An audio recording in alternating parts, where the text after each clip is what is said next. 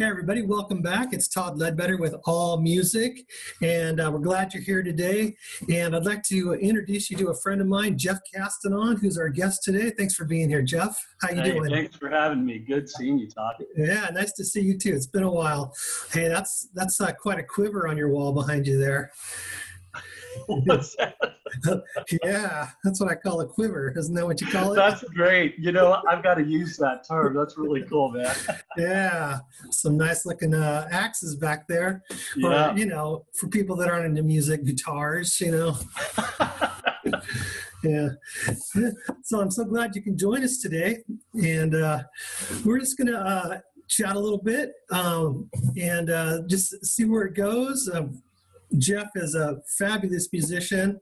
I've heard him play many, many times over the years, and I've even had the honor to play with him at least one time that I can remember. Yeah. Yeah. So tell us a little bit about yourself. What's going on with you lately? Oh, man. Well, my day job is I'm a software engineer. Music's always kind of been this side thing. Growing up, my parents were kind of like down on me for wanting to do music, and understandably, at the time when I first started doing music, getting serious about it was right around the time I graduated high school. So I went off to be a music major, getting into music education. And my mom, she said, quite frankly, do you like to eat? Yeah, of course I like to eat. Of course I do. Well, then you probably want to do something else with your life, So she was kind of like not really into the whole music thing. But she said, she goes, why don't you keep doing music, but then do something else on, let's do, something on, keep the music on the side, and let's have you do something else, get into something else. And that's what I fell in love with: software engineering, computers, and writing video games and all this kind of stuff. So I became a total geek for a living. And that's really my bread and butter. But I've been able to do music alongside of the programming stuff my whole life. Yeah. So you don't have to decide one thing or another. And that's kind of, what got me to this point. Well, it sounds like you made a decision. It sounds like you decided your mom was right. She was right. Moms are always right, man. Right? That's right. Yeah, that's awesome. I know you've been playing a long time. I think the first time I met you was back in the early 80s. Yeah. And I remember you coming over into Ojai to our friend Chris's house, and you were jamming with a band. I can't remember the name of that band, but it was Blisters. The Blisters. Yeah, that's what it was. The trio there. You guys were so fun, man. It was just like, wow. So great, because we were still in high school, I think. I mean, me and my buddy, and I think you guys were just out of high school. Right. Yeah. Right. Good stuff, though. I mean, that goes back pretty far, because I've been out of high school now for like 5 or 6 years. You too? Yeah. Oh man, yeah. It's really cool how we all kind of ran in the same circles, because your name would come up all the time. I always heard your name all the time, and even before I met you, it was like Todd Ledbetter. Like, who is this guy? Then finally got a chance to meet you. But as you know, that we've both been in the same bands, a few of the same bands, but just not at the same time. I know. I tend to be your replacement. Like, something happens, you're in the band, and then something happens to you out of one reason or another, and then they call me and say, Todd's not in the band ananymore. Do you want to play? I'm sure. That's not how it goes, but yeah, that's a good story. Yeah, that is funny. I think we kind of discovered that not long ago. It's like, hey, wait a minute, I was in that band too, but not with you. Yeah, that's funny. And then Pegasus was one of the bands that I was in. That was early 80s too. That was like 83, I guess it was. Yeah, 83. Yeah.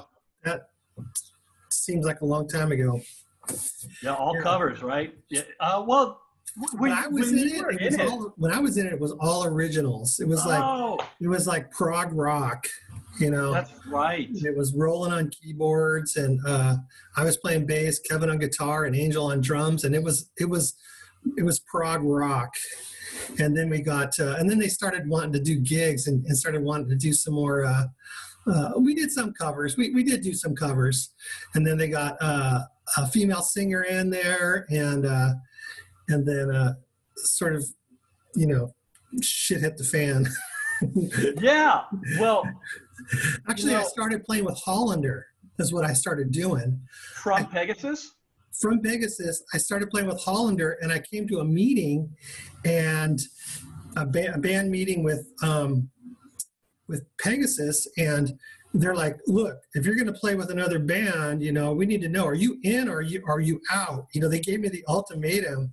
I was like, and frankly, I didn't. These guys were new friends to me. I mean, those guys were from like Del Rio, you know, and I'm from Ojai. I'm an Ojai boy. I'm so super sheltered, you know. It's like, you know, and they're in this recording studio that the drummer's dad made from a house. He took this whole house, made it into a recording studio. You know what it is. Oh, yeah. So I was like, well, well, I'm playing with that other band, so I guess I'm out, huh? I don't know. So I played with that band for a while. I was the original bass player, and then they shifted shifted to covers. Like after that happened, I don't know Pegasus, why. Yeah.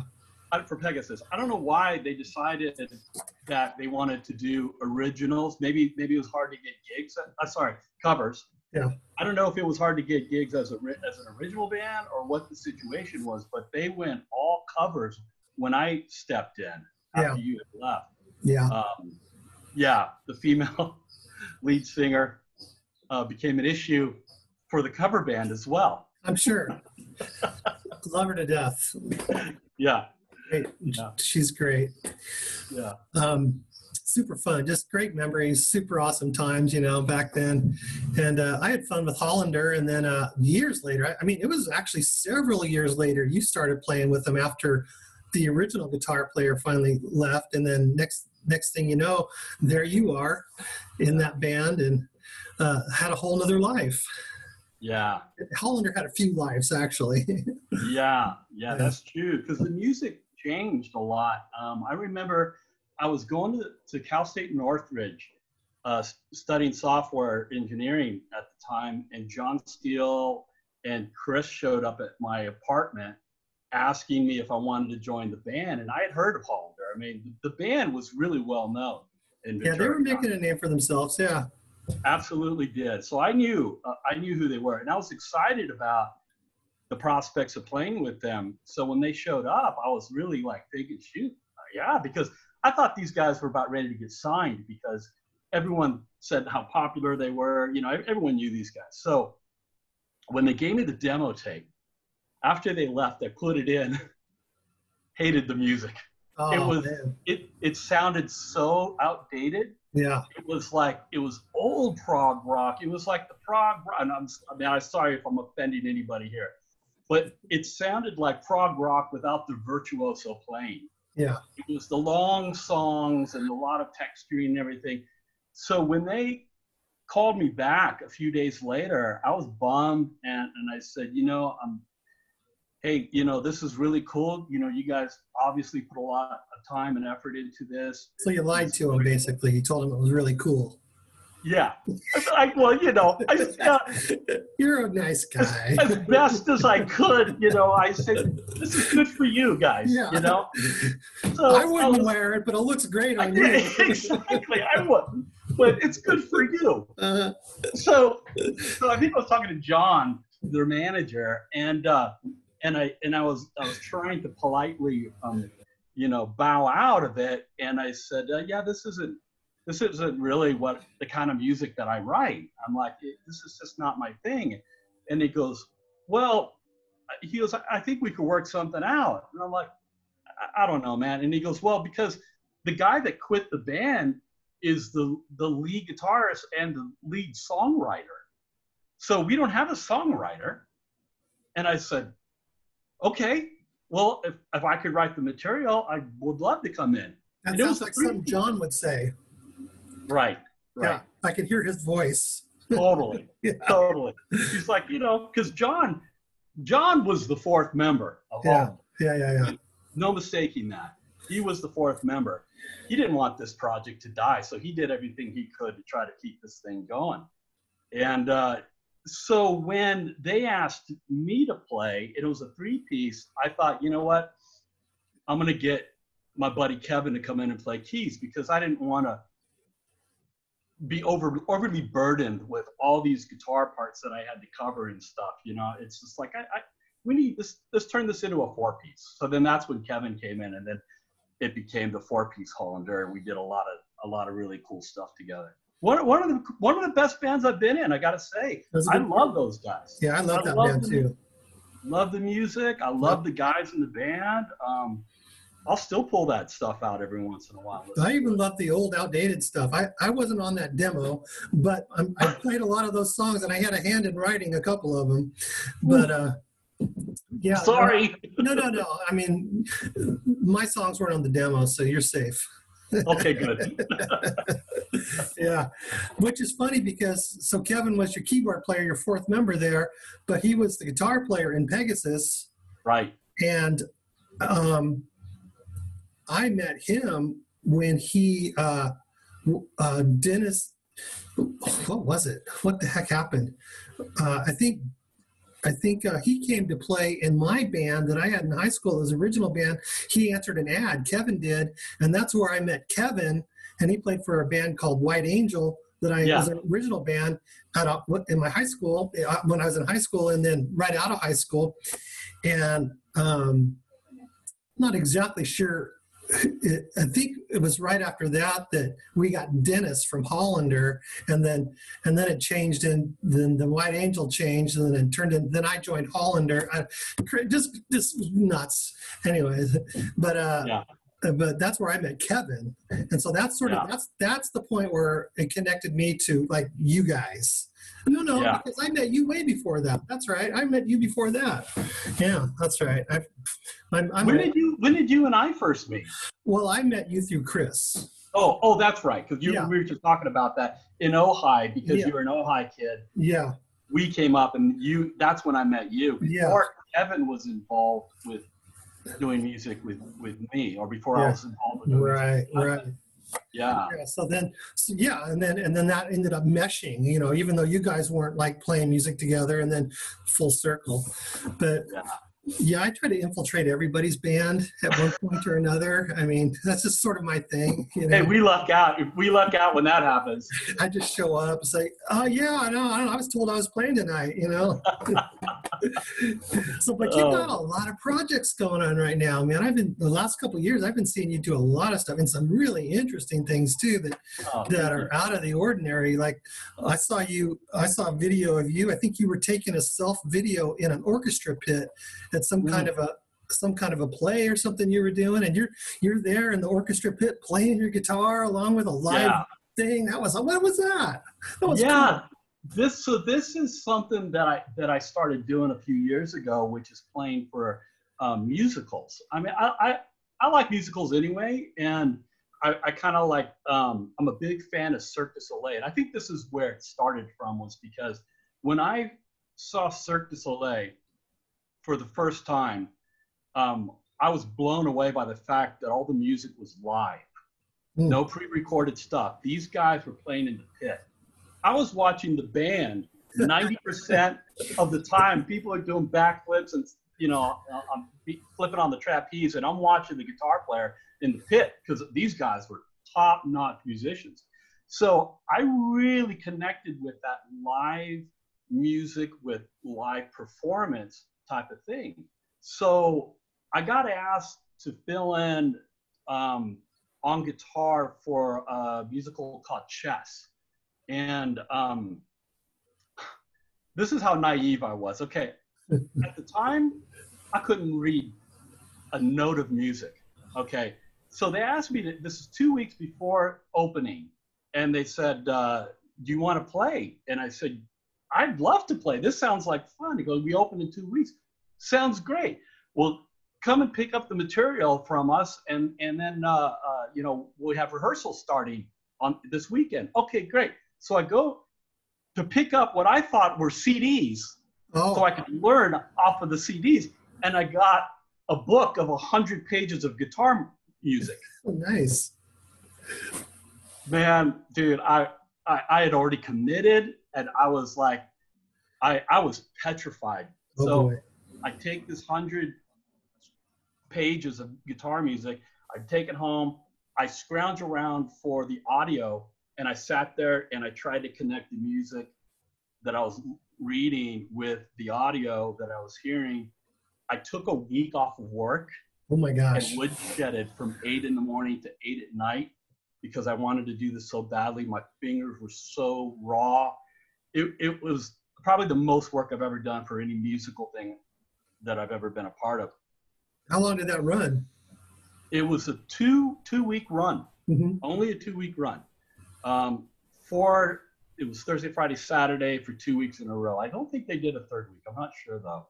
But I showed up ready to go, Nice. and I did it, and it was such a thrill to do it with the acting and everything. I was hooked at that point. Where was it performed? Man, I'm talking about. This is like in the 90s. But I mean, where was it performed? Oh, this was performed at the Civic Arts Center, Thousand Oaks. Oh, yeah. Yeah. So that was the first one. So after that one, a couple years had gone by, and then I got asked from a buddy of mine who I do a lot of worship with. He's a worship leader, and he gets a lot of calls to do musicals. So that's when I really started to kick into high gear, and I was doing them one after another at that point. Oh, so you did more. Okay. Yeah, I did. There was the one I did after chess was a musical called 13, about high school kids. Brilliantly made musical. The music was amazing. Was that from the movie?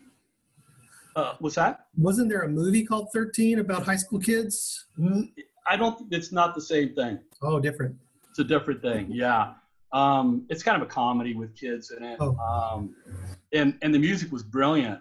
The guitar parts were so cool because each song had a different groove. So it was a blues tune, followed by a country tune, followed by a heavy metal tune. So it had all of these different genres of music, which really pushed me. And that's kind of the thing that I do to myself, and I don't know why I do it, but I put myself in situations that scare the hell out of me, and to push my ability to keep trying to get better. Yeah. So I did 13, and then I did Disney's Camp Rock was another musical, and then I did Bring It On. Now Bring It On was really cool because Bring It On was a Lin-Manuel Miranda musical, and if you know much about musicals, he's the guy that wrote Hamilton.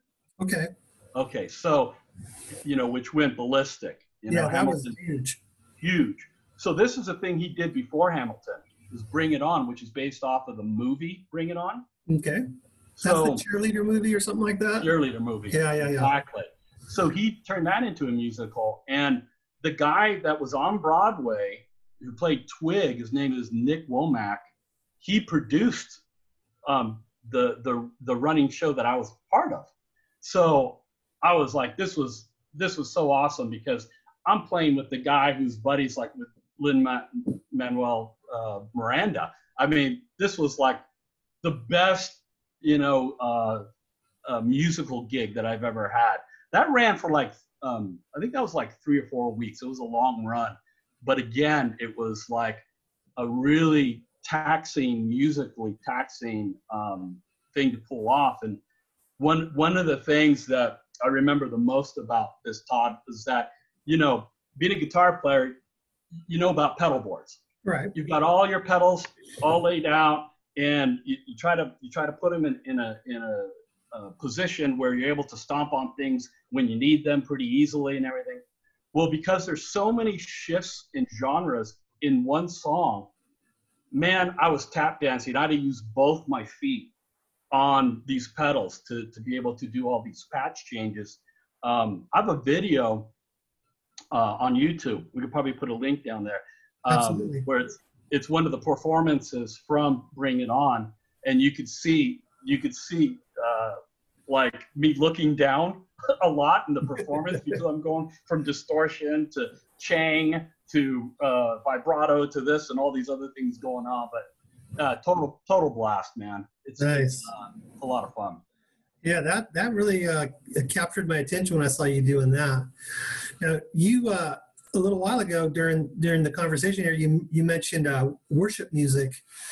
That's another thing that we have in common because I played worship music for years, and you did too, right? Yeah. I even saw you at the Hard Rock Cafe. What was the name of that band you were playing with? Yeah, Doma Carta. Yeah, and that was a worship band, wasn't it? Or at least a Christian rock band, I think. Christian rock band. Yeah, that was a great show. I took Alec with my son, and we saw that, and that was really fun. Yeah. That was a great band to play in because the whole idea about this was to try to play in places where Christians were not. Yeah. Try to play for non-Christians and try to like illuminate some of these really dark places, man. We played some pretty dark places in LA, you know, bringing in God's message. And I got to tell you, man, I mean, I'm getting chills thinking about it now because of the memories that I have of people coming up afterwards, just really being touched by it.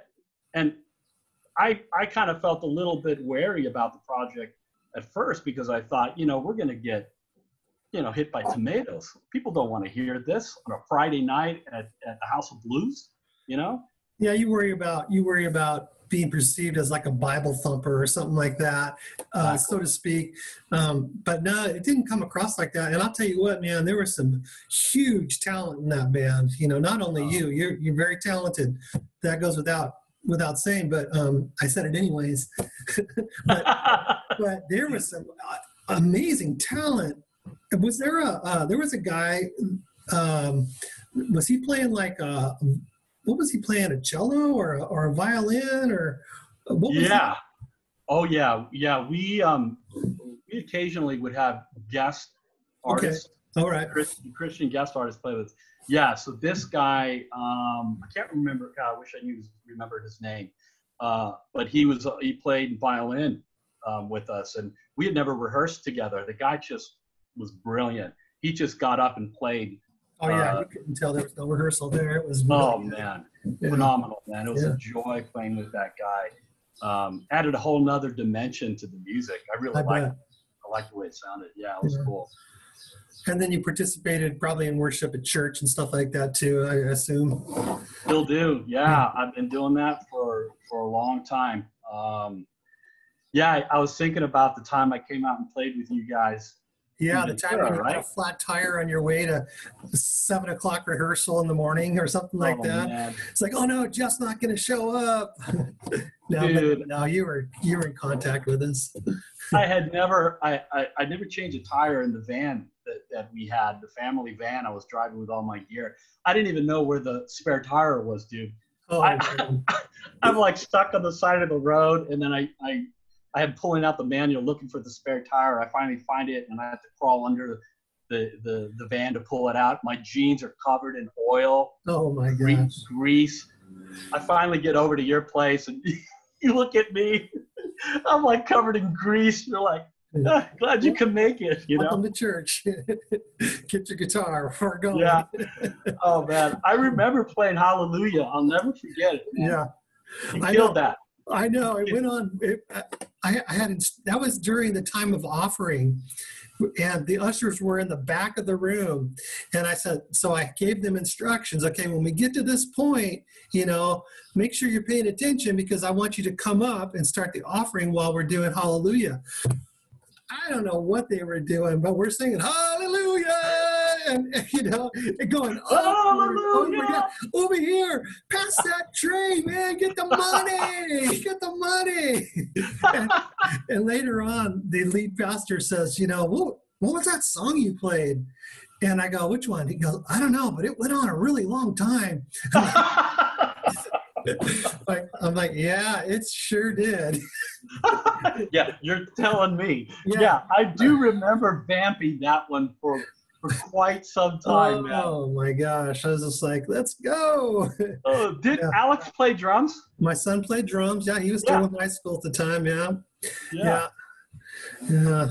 And that song it kind of starts out real mellow, Yeah. and then it kind of has a real pronounced drum intro, and I kept trying to tell him, okay, make sure you do that. And then the next thing I know, he's just kind of like squeaking in, a little bit, it's a little bit at a time. Oh, well, what are you going to do?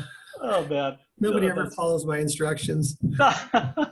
Hey, that stuff happens in worship all the time, but the thing is also, and I'm sure you know this, there are also those moments that transcends all understanding. You come to a whole nother plane. Yeah. When you're worshiping. It's unlike anything else. I mean, I've done both. I've done a lot of secular music and I've done a lot of worship. And I have to say that there are moments in worship where I've been driven to tears. Yeah, definitely, for sure. Usually not when I'm performing it, because usually it's like I'm all business. It's like I'm thinking, especially if I'm leading worship. I've got so much to think about. It's really hard to just relax and just let God take control there. But when I'm participating in worship, that's the different thing. But I've learned a lesson on that day for sure. And leading worship is different than participating in the worship band as well. You can be a little bit more loose and free and let God sort of take control. And I've heard other worship leaders say the same thing. It's just really hard to sort of take your mind off of what everybody else is doing, in the band, and make sure it's all going to go straight. But it's a lot of work that goes into that, and it's a lot of effort. I'm wiped out after worship. Boy, I am wiped out. It's crazy. I've never stepped into the shoe. You kind of froze there. I'm not sure if you can hear me. You might try relaunching your camera. It's like, okay, you're coming back a little bit at a time. Oh, you froze too. Okay, great. We're there. We're back. We good? Yeah. Okay, cool. Awesome. Yeah. So, I never stepped into those shoes, and I've been tempted to. I guess for the most part, I always kind of felt that I'm not strong enough as a singer to deliver the message. With secular music, I'm okay. No problem. I could do that. But there's something, man, about worship music that you really got to have your chops, man. And I mean, like you. I mean, you deliver when you do it. Well, that's Thank you. It's not easy. I do what I can. Yeah, it's not easy. It's not easy, and I tip my hat at anybody who takes that role. It's a hard role, and a lot goes on behind the scenes that people don't see when you're just up there doing it. And I'm very familiar with that. It's a lot of work.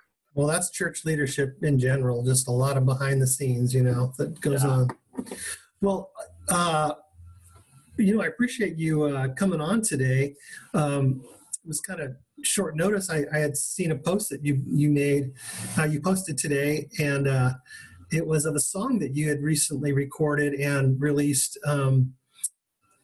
It's like a parody band or something like that. And I watched the video, and that was awesome. It was like Duran song, Girls Got Film. But it kind of struck a chord with me because I'm doing TikTok a lot lately. And it's about TikTok. Of course, it's not about the way I do it, but tell me about that. That was cool. Yeah. What the heck was that? So my brother and I started this fictional cartoon band called Wabam. And that cartoon of you, the band and the illustration was freaking amazing. And you were like your image was like a rock star, but you were the only one I recognized. So I was like, wow, that is cool. You know, I didn't know the other, so your brother was one of the guys? Yeah, so my brother is the guy with the sunglasses. Okay. And kind of a funny looking pose. And he let's see. My cartoon name is Ricky Sugar Pedal, and his is Tommy Besos, which is actually Spanish for "give me a kiss," Tommy Beso. So Tommy Beso, rock star Tommy Beso. So he and I are the only real people in the group. No wonder I didn't recognize anybody. They don't exist. We made them up. We hired an artist. Oh, nice. And we gave him a description. We said, make the bass player look like a Ben Franklin kind of looking dude. And I was then like, what the heck is that outfit? I was like, what? make him look like Ben Franklin. And my brother and I, we got this sick sense of humor. So we do this to crack each other up. And then my brother's like, yeah, let's have the keyboard player be like Wormser from Revenge of the Nerds, the little kid on Revenge of the Nerds. Let's make that guy our keyboard player. So then we added that guy. And then it's like, let's have somebody like Harley Quinn as our drummer. So then that's when we kind of pulled that in. So the artist drew these characters up, and then we threw our renditions in there, our pictures, our rendering of us in there, and then that's what we used for the background. And for the songs, we hardcore 80s lovers, both of us are. So we decided, let's take 80s tunes and let's do parodies of them and try to get really super close with the music and still have musicality to it, not like a Weird Al Yankovic thing, but more of something where let's really play this stuff. Let's do the music justice, but let's play around with the lyrics. So yeah, so it was Girls on Film is the Duran Duran tune, and then yeah, we made it Girls That Film, and it's about girls filming themselves, you know, for TikTok and all the social media stuff. So yeah, it was great. You should send me the link so I can put it in the description of this video so people can check it out, because it was really good. It was really good. Yeah. We did another one before that one called My Girl's Best Friend. It's Cars. The Cars play on the Cars tune of My Best Friend's Girl. My Girl's Best Friend, and it's about basically being in a relationship with somebody, and she has a best friend that just won't leave, the third wheel kind of a thing. So that's what that one's about. That one's a lot of fun to do. That was the first one we did. The next one we're doing is kind of it's really apropos for this time. It's ABC's song "Be Near Me," but it's too near me, and it's about social distancing. I love ABC. I am a huge ABC fan. Whenever it's on at work, I'm like, we always play, guess who this is, you know, when it's playing in the background, you know, I'll few of my friends at work, and they never get it. It's like, that's ABC. They're like, who? I loved ABC. I love those guys. That's kind of what my persona is, kind of the Martin Fry of the group. Yeah. That's kind of what I went for, because I'm a big ABC fan as well. Well, I mean, I'm not sure if this is totally accurate, but to me, it's some of the music that you've done has been kind of quirky over the years. And I've listened to different files that you've, you know, put on social media, and I don't know if it was like SoundCloud or what, you know, but I've heard a lot of stuff that you've done, and you do some very intricately quirky stuff. I appreciate that. I take that as the highest compliment, because I really I have a no holds barred approach to writing music, and I honestly, and it's very selfish of me, but my whole philosophy about writing music is that the only person that I have to try to please with my music is myself. And I'm not going to try to write something that has mass appeal. I'm not going to try to write something that somebody else wants to hear. I figure if I like it, then there's a possibility that somebody else is going to like it, but it's going to have, as you know, full on integrity and quality and the things that I want to hear, the things that I wish that I could hear that don't really exist. So that's, the end result is it ends up coming out very unorthodox, quirky and odd, fused with many styles because I have eclectic taste in music. I love all kinds of music. Do you have any access to it right now where you can play a little snippet of something? Yeah, I've got, would you be able to hear it if I played it? Oh, let's try it. On see here? What happens. Tell me if you hear this. Oh, yeah. Hear that? Oh, yeah. Turn it up a little bit.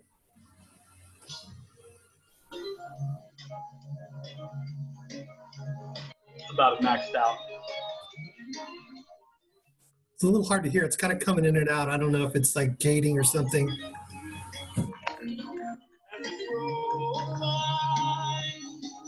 Yeah, it's as high as I can get it. Yeah, it's not coming across that well. What's that? It's not really coming across that well. Okay, we can put a link down. Put a link, yeah. We'll put a link down in there. Yeah, so it just got, so this music just got released on iTunes. This is my band. This is my big love right now is Last Rock Empire. So it's a prog rock based band, but it's not prog rock. I mean, that's kind of where it started from. But then as you pointed out so accurately, it just went nuts. So it's a pretty trippy, take on prog rock. So that just got released on iTunes yesterday. It's on Spotify now, so you can anyone can listen to it for free on Spotify. That's called The Last Empire, right? Is that how they look it up? Last Rock. Yeah, Last Rock Empire. Yeah. And then, the album's called Death to the Monkey People. Yeah, we'll put a link down to that too, so people can check that out. I really encourage you to, if you're listening or watching this, just to click that link and check out some of Jeff's music. It's very, very cool stuff. Very talented and great guitar licks and really cool songs. Yeah. So thanks, dude. So if you're watching this, some of my 75 viewers, click those links and check out some cool music, while you're at home not doing anything. Give you something to do. Listen to something fresh and new. And that just dropped yesterday. How convenient. Yeah. 2 years, man. These things take a lot longer than you expect that they would, but it was 2 years. Started off with a full band at the beginning of it, but then over time, because of life situations and stuff going on for different people, one guy moves, another guy, does something else, and we ended up with just two guys, me and Jay Allred. Do you know who Jay is? I know the name. Yeah, I do know the name. Yeah, he was in Puppet Show, if you remember those guys. I think that's.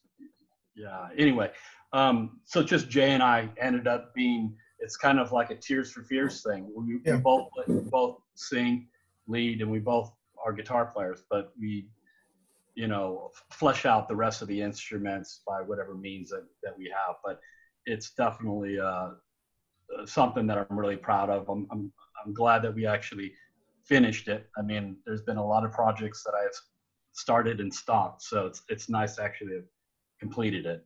Yeah, it's nice to finish something. Yeah. So, we started this conversation talking about, the early days when we were quite young and when we met. And during that time, your brother, you had mentioned, is one of your bandmates in your other project. I'm sorry, I'm forgetting the name of that project. Wabam. Yeah. How do you say it? Wabam. Wabam. Wabam. Yeah. And I met him before back in those days. I think I went with Chris. He was jamming with his punk band, and he had a bass player that had 3 strings on his bass. And Chris was jamming on the drums. And so I met him back then. He was around my age. Right. I think I'm a couple of years younger than you are, but you can't really tell. Come on. Anyways, I met him before, is what I'm saying. And so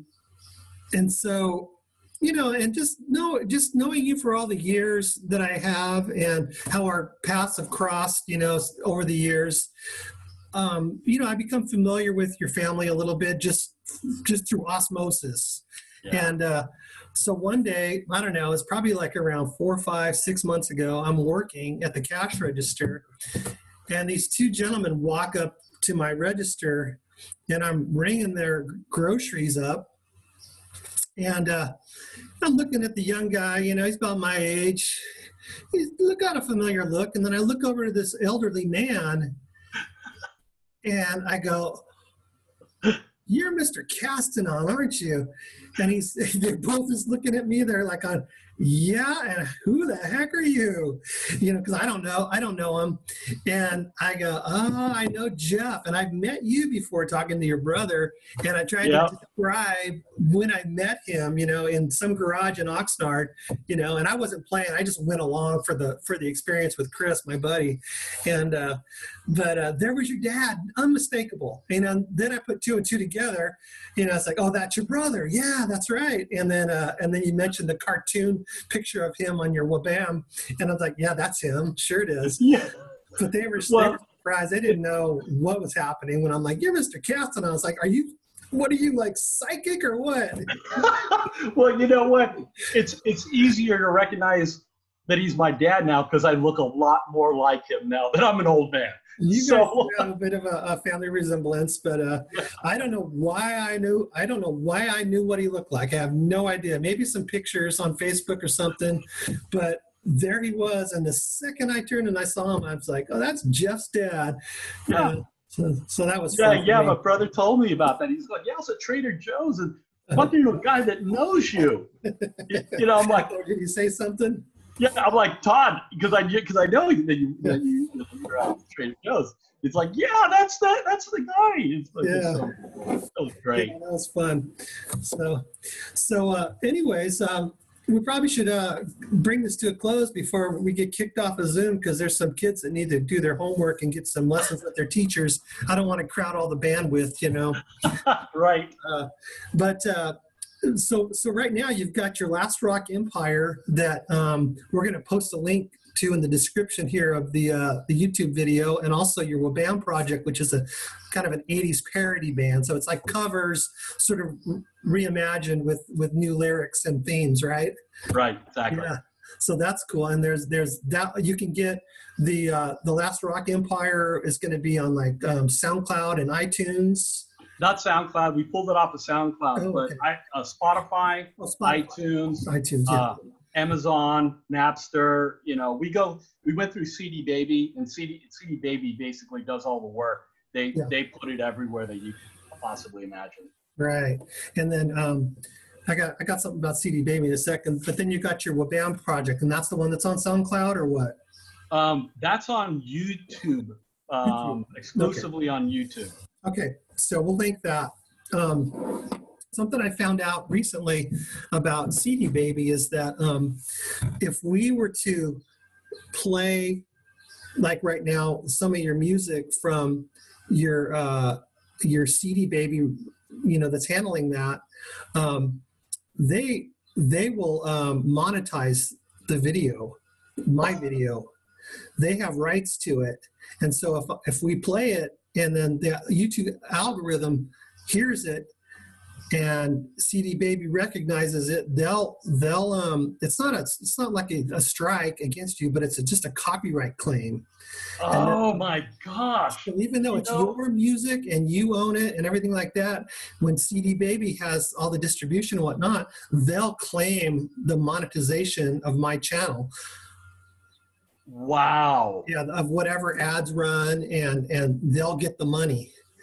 Well, hopefully what we played wasn't high quality enough for it to get picked up by their bot. I would be shocked. It didn't really come through very well. Yeah, it was a little bit warbly and not didn't come across, but it doesn't matter because I'm not monetized anyways yet. But hopefully someday I will be. But I learned that recently through another musician that I had recently interviewed, and he was all concerned and was telling me all about it. And then sure enough, and he did a video that he posted some other music on of somebody else's that he had permission with. He did some research and found this older man that had written this music for a surf soundtrack in the 80s. And sure enough, CD Baby, he grabbed that, his YouTube video and placed information about the music and grabbed his monetization.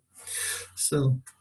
Well, on those lines, real quickly, when we put up for Wabam, we put up My Girl's Best Friend, it was free and clear. When we put up Girls That Film, it wasn't a strike, but we got told that it was a copyright thing. So this is the whole thing you're talking about. That means that any money would go to the artist. Right. So if that video makes money, we don't see it because whatever algorithm that they're using to detect this definitely found that our parody was close enough to be able to say that we can't receive any monetization of it. And I don't really have a problem with that as far as like other people's music, but with your original rock band where it's your music, even if you put it on your YouTube channel, CD Baby's still going to get a piece of the pie, That's crazy. Yeah. So they're like, no, we're going to take the 100% you're getting and we're going to run it back to CD Baby and we're going to give you your percentage on your own music. It's so hard for musicians to make any money these days. It's just crazy. Everybody else takes all of the money from the people that are actually creating the music. Don't get me started on that, but maybe that's another topic of conversation for later. Exactly. But so Jeff, I just want to thank you, and for the listeners, this is Jeff Castanon, a longtime friend, fabulous musicians. I really encourage you to check out some of his music. I'll put the links down in the description, so hit a few of those links, check it out. If you have any last words for us before we go, anything else you want to talk about or promote, or any stories? The only thing I want to say to anybody who's watching just about this quarantine and the lockdown, hang in there. Yeah. Hang in there. Yeah. It's not going to last forever. My hair is a lot shorter than this. It's like I had to do the best I could to look presentable. Yeah. We're all going through, tough times right now with not being able to go out. But, the consequences for not doing this are so much greater, and we don't want that. So just even if we're healthy and we're fine, we don't want to expose a loved one that might be compromised or elderly or whatever. That's the whole thing. That's where I think most people are understanding that and doing their part, and that's really good. Exactly. Thank the people that are out there working, like at the grocery stores, because it's very stressful. I'm not working right now myself because I have another situation that I have to take care of, but I'm still employed there. But I'm talking with some of my